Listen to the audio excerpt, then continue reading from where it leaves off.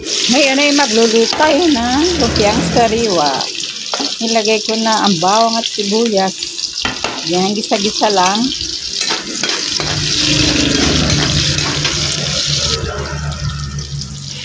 Dagdag pa natin ang baboy. Pinakuluan ko na yung baboy. Pinalambot ko na yung bago ko dyan nilalagay.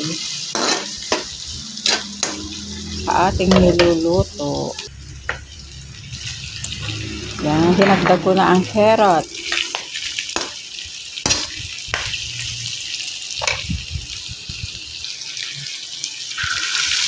Toge. Halu-haluin lang natin. Ayan, nilagyan ko siya ng kamote. Nilagay ko na rin ang repolyo.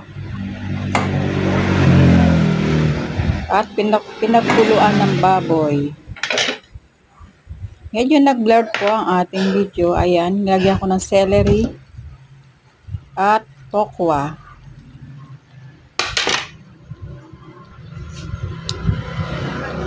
Ayan, nilagyan ko ng paminta at patis. Ayan, halu-haluin natin.